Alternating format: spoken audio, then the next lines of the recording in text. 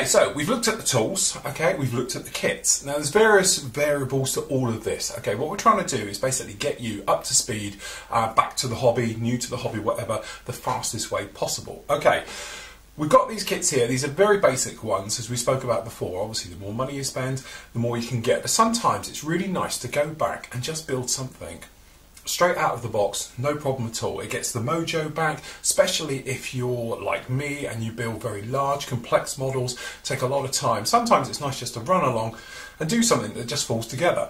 So what we've got down here is a selection of Airfix's newer kits, some very good ones and perhaps a little bit different. So what we're going to do, we're going to start with, we got the Spitfire here. Now this is a lovely little kit. It's a rebox of a older version of it, brings it bang up to date and goes together surprisingly well. So as we looked at earlier, you've got all your little parts in the box. Now you want to keep the decal sheet very, very safe, okay? You don't want to get any glue on it and you certainly don't want to get it wet to start with, so you want to keep that out of the way.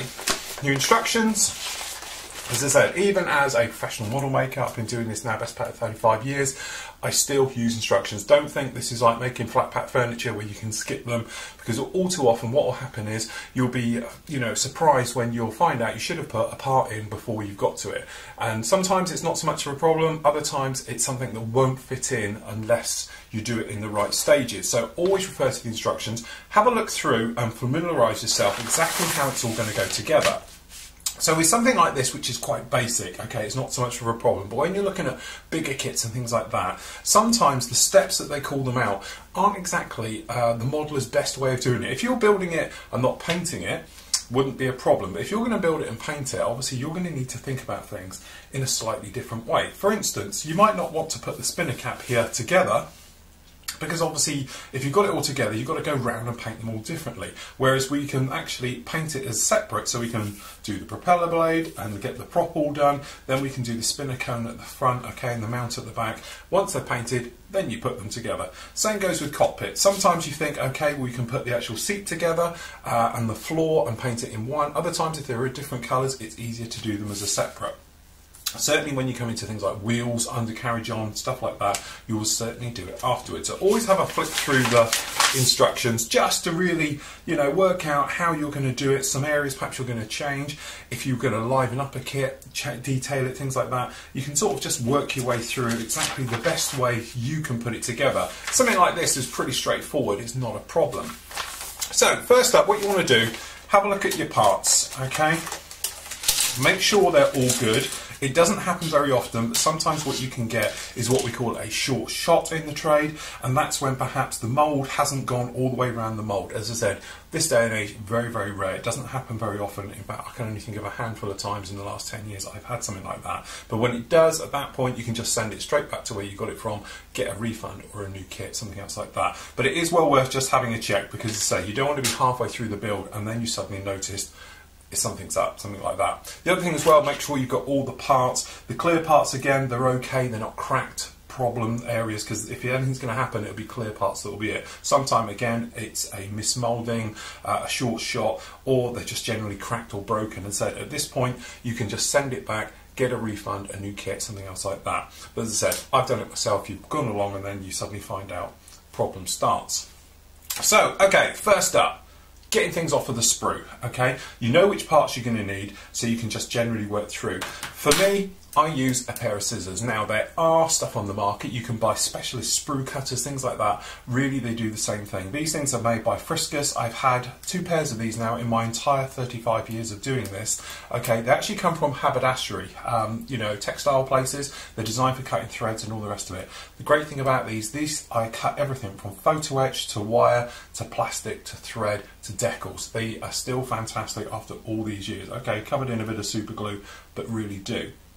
The reason I like to use these rather than your old-fashioned knife of cutting in is if you're sort of cutting in and it's a raised part. So say you're in a situation like this where this wing isn't flat to the floor. If you start cutting down, you're actually going to bend it round and everything else. When you're using things like either scissors or if you're using sprue cutters, What it does is give even grip both sides of the plastic, so when it cuts through it's pretty even and it's a nice chop and it's not pulling on one direction. That's why I don't use a knife. Other things as well we all used to do is get a knife, pop it in like this, okay, and then cut.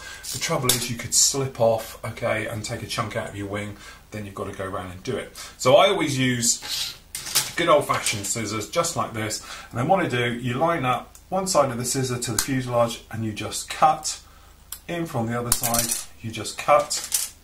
What you want to do though is allow a tiny bit left over at the top, okay? So you want to cut it so you're in a situation like this where it's a little bit high, alright, and then that way you can sand it down. If you've cut flush or too low, you've obviously got to fill and everything else as you go through.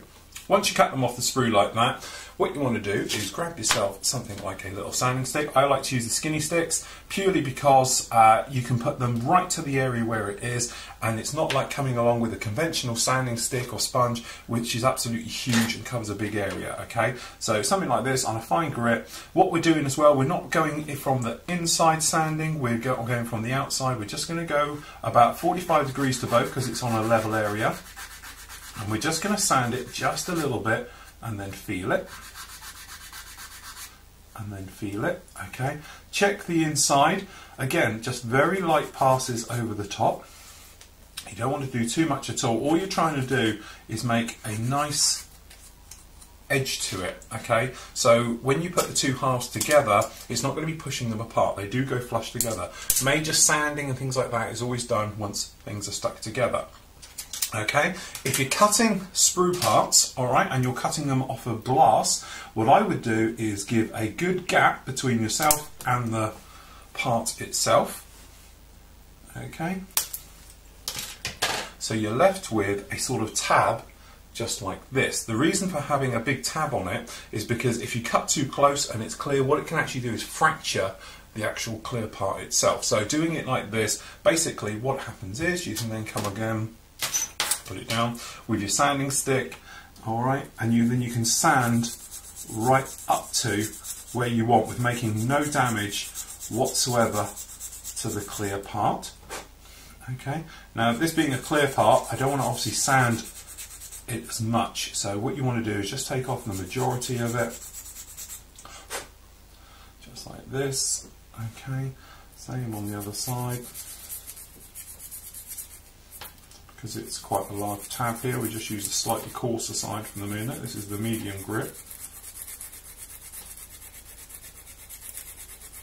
Until we're basically in the ballpark. Stop, and then we're just going to cut to the fine grit. Okay, just a little bit on the bottom, a bit more on the top. And then what you can do, you can use things like, we've got polishers, things like that. You can just wet it slightly just to make a perfect finish on clear parts. Obviously if you're doing other things you're not so worried about it. And there we go, that has those all nicely cleared up, ready to go. Okay, next thing up, if you're cutting small bits off of a sprue, so for instance we've got little tiny bits down here, what you want to do is obviously get hold of it so it doesn't suddenly fly off. Now a quick and easy way of doing it is obviously things like with tape. So what we've got here is some masking tape. Okay, so what you can actually do, if you've got a small part, so we've got these, say these little arms just down in here, okay, what you can actually do is use your tape, wrap it slightly over the object you want, okay, so it's down in here, we know it's in like this, okay, and then you can sort of grab hold of it and then cut, and you have it stuck to the small part like this. Otherwise what can happen is, you come along, you cut it and it pings and flies off, the same if it's down. Another little technique you can do as well on small parts, sometimes they're really hard to get to, this is the point to this, other times they're not so bad at all.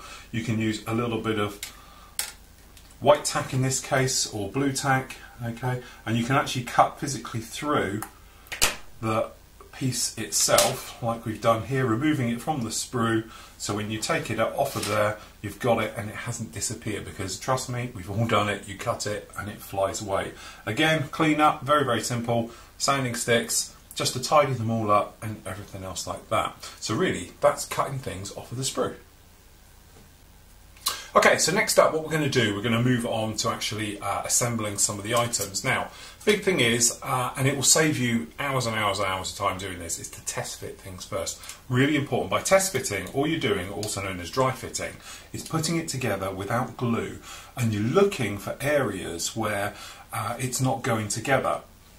Now, 9 times out of 10, modern kits, you won't have a problem. 10 times out of 10 with older kits, you are going to have problems, okay? But some of these can be seen early and dealt with, okay? One of the big things you might have is that you put 2 fuselage to halves together, okay, and you've got a small gap somewhere. What this a lot of the time can be, sometimes you get these small little holes here, okay? These actually can have sort of mismoulded edges or little tapers or a little bit of flash, as we call it. Flash is just a little bit of the actual plastic that seeped through the mould, alright? Now, by cleaning those up, you might find that things go together a lot easier. Now, this particular kit, being quite a modern one, we don't have a problem with it at all. And we just line up those little pins together, and it goes together very well, just like that. So we have a good look round it and we can't see any problems. But sometimes though, you can literally just run your finger down this edge and you'll feel a little imperfection, okay? A quick pass with a sanding stick over the top will take care of that. Bring it back together, test it, see how it actually goes. Now what we've done here, we're not going to paint any of this because we're going to cover that in other builds. We're just going to pop the seat in just like that, the seat base. Alright, and then we're just going to put a couple of drops of glue. Now this is capillary action glue, so all you have to do is touch it and then forget about it, which is the nice thing. Alright, the capillary action will just zip it all the way around the entire joint, and if you want to, you can give it a little bit of a nudge, bit of movement, that will lock it all into place, okay, and away you go. It's very straightforward. What can happen though when you're putting things inside, you will notice you put the halves together, it won't fit. Then you can do little things like perhaps take a little bit of the side out of the walls, things like that, just to make it so it all fits nicely. But as I said, 10 minutes spent there can save you hours later on when you're having to sand and fill, okay, and rescribe because you destroyed it through filling and sanding and so forth and so on. So it is well worth just taking a few minutes doing that one. Now we strayed away slightly from the instructions because from our point of view, we're not going to bother putting the spinner as a spinny on there. We're actually going to glue it on the front when it's completed. So all we're doing now, putting it back together, and we're having a look right the way through. Now normally we would have actually painted the inside of the cockpit and everything separate, but as I said, we're going to cover that later, so we're not going to worry. This is just purely construction, putting it together and everything else. Now you might notice, you can probably see here, there's a bit of a gap in the middle, alright? So what's happened is one of these fuselage halves is slightly warped, which it looks like it's this one, okay, and by warped it's got a slight bend in it, okay, that's nothing to worry about because by pulling it together and gluing and things like that will take care of it. Now when you're putting things together like this, good old-fashioned pegs are still as good now as they've ever been. As I said before, if you get it with a little rubber feet on there, that really does help out because what you can do, they can grip it. What you don't want to do is have it on the side where the peg is touching the joint. Because we're using capillary action glue, that can cause us a lot of problems later on, because it actually will, the capillary action will go around the peg as well as the part. So not only will it melt the peg, you'll get a peg bite mark into your plastic. Alright, so that is all in there. Use as many pegs as you need to do it like that. Okay, the other way you can do it is with rubber bands. So good old fashioned rubber band. Alright, you can actually pop the two halves together like this. Pop your rubber band, couple of twists, and what you can do is actually work it down the entire aircraft, okay? Put a couple on the front. Okay, just like that. One thing to remember, again, capillary action glues, it will work and it will go along your actual bands. A little tip to get rid of that. Normally I wouldn't do it on anything this big, this is really just to show you. If you take some cocktail sticks or toothpicks, pop them in each side of the join, or even over the top of everything if you wanted to.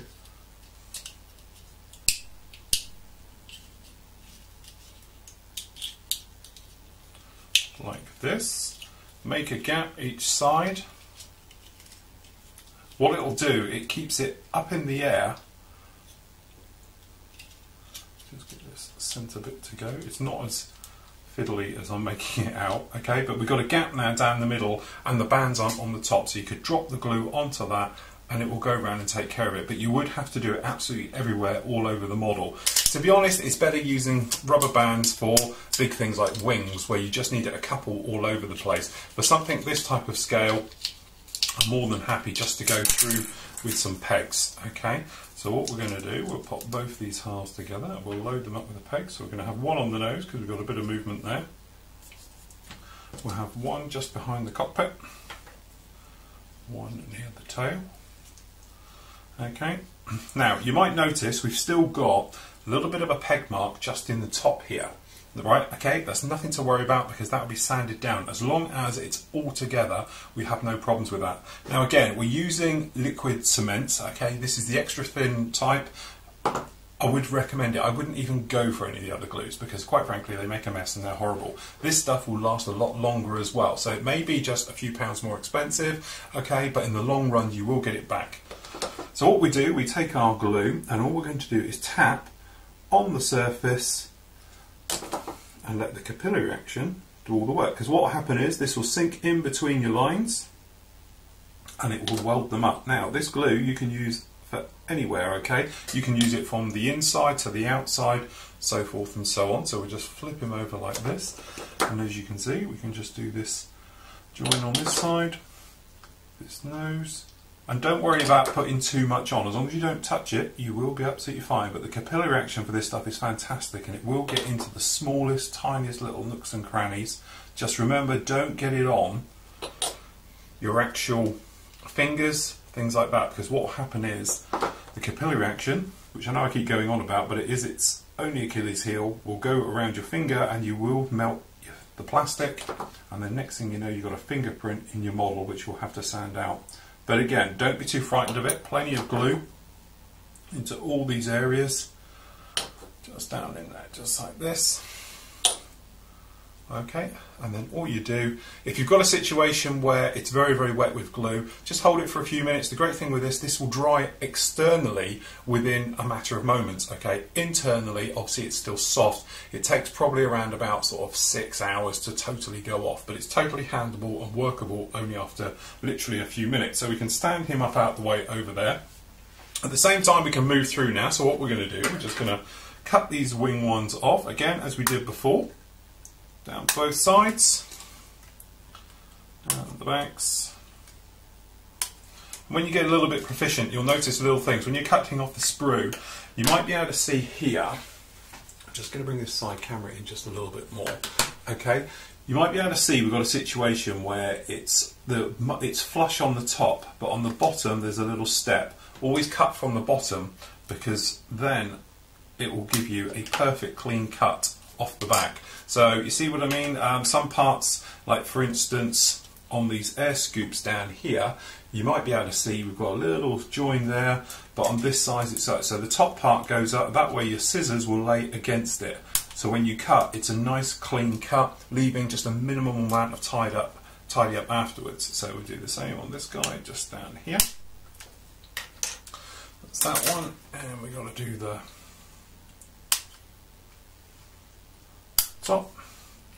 So again, all these moulds are to the top, they're flush on the bottom, because also the great thing is you can see where you're cutting. If you're on the top here, it's very hard to see where you are, yet this one, it's already there, so when you cut, as long as you keep it square, you have no problem at all.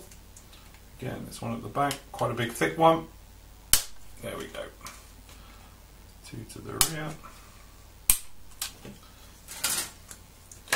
And then you can use slightly larger sanding sticks. It's quite a coarse one to have a fine one. For something like this, because you want to keep the flat area. If you was to come in with a thin one, look, skinny sits all gone. If you come in with a small one like this, you can put a little scoop into it, and we don't want to do that. So when you're doing larger areas like this, it's just a flat one goes onto there. Okay, keep it flat. Few passes until it's even right the way over. Again, feeling it is always going to be the best way. Just like that. These, again, we're not going to be doing them to this side. We're always going sanding to the outside, and literally it's just a couple of passes right the way over. These rear parts. And try not to over sand at this point. You may have to do it a little bit later, but certainly for the moment we don't need to do that. So all we're doing here, just tidying those up. This tiny little inside edge again. Just the ones to the rear. But as I say, every little tool like this has its little place. If you're using the skinny sticks, the thin ones, they're great for just getting into small little tiny areas. When you want to keep a nice big curve going, use a bigger stick. So we'll just tidy up this one. Okay, this edge.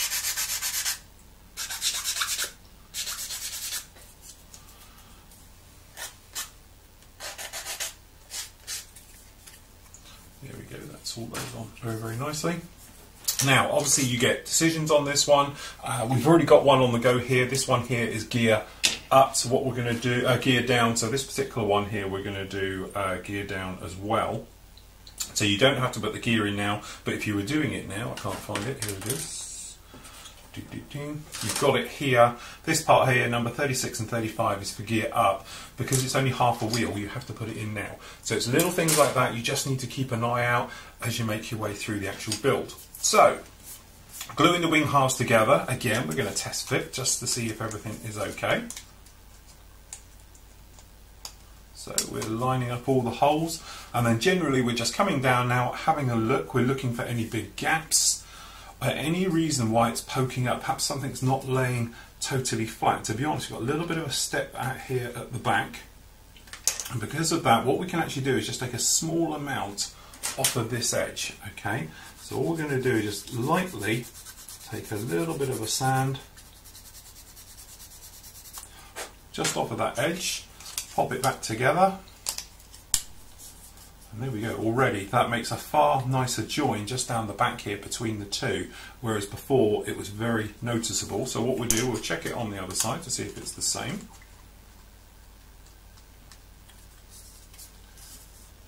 Which it's actually stepped up on this corner as well. It's not quite as nice a fit here. So what you want to do is just generally have a look over the part. Now you might be able to see here, we've got these little dots, and there's a good example on this one here. When you put your finger over it, it's slightly raised. Okay, this is the ejector pin mark. This is how the actual part is pushed out of the mould. Okay, so it's moulded on this side, this is the side of it, and then it has pins which pop it out so it's released from the mould. The trouble is though, as they release back, sometimes they pull a little bit with it, okay, and that is the case here. So what we do, we just grab a little bit of a sanding sponge here, okay, and we're just going to sand it just over the top, just to take those little high edges out.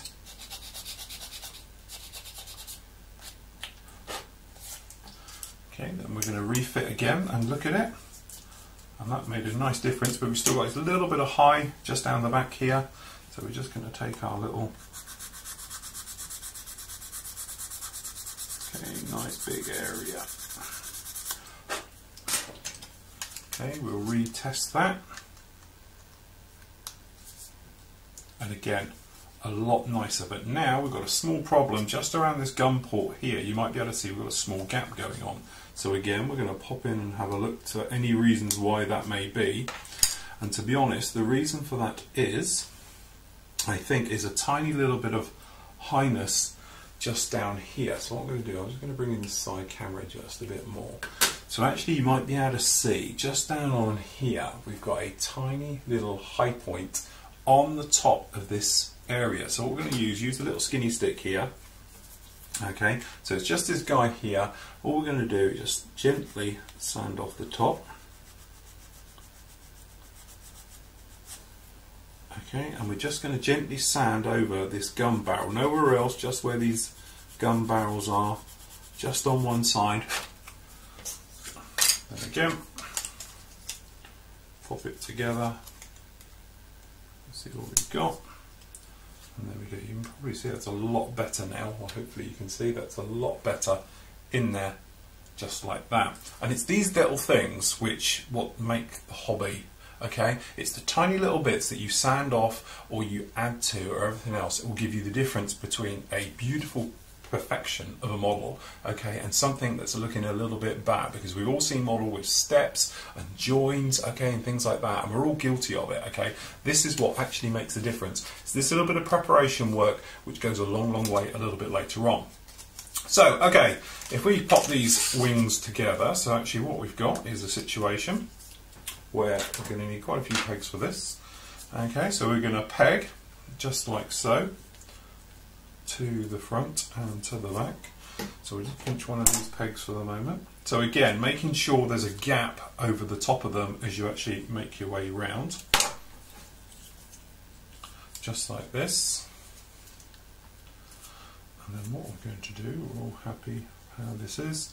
We're just going to come along with our glue and we are going to tap literally just in these corners and let the glue go around and do all the work. So you don't need to put enough glue in here to flood it. Okay, you're not trying to fill up a little trench. Alright, the other little thing, if you hold it like this, okay, and then come in from the bottom and tap the underside, the glue gets absorbed up into the joint. If you do it the other way and you're upside down like this and you put them on, what will happen is the glue could run down and then it could go to a peg point, or it will go into a recess and it will destroy the detail. So always, if you're doing straight edges or anything else where it could literally fall over, do it from the bottom, tap the underside, okay, and then you can just drag it over just like that. Alright. Make sure all those are all in. So what we're going to do is just move the pegs slightly now just to go into other little areas to take care of, and then we can do the other side. But what I don't recommend is coming along and perhaps gluing this and then putting it together. You don't need it. With modern glues, they've got great capillary action. Missed a little bit of sanding just here. Take care of that. What will happen is these will do a fantastic job with a minimal amount of damage. It's not like the old days where you had glues and you put them in and then you squeeze it and it used to all ooze out, as we all did. Nowadays we've sort of moved on from that. Nice modern glues doing a wonderful job. What we do, we're just going to literally touch and flow.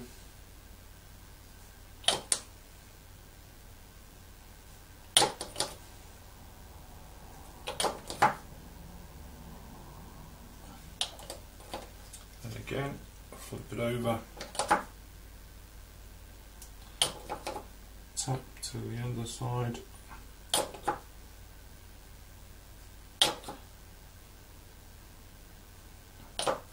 Then also, if you can get into areas perhaps like just down in here, you see the little peg down there?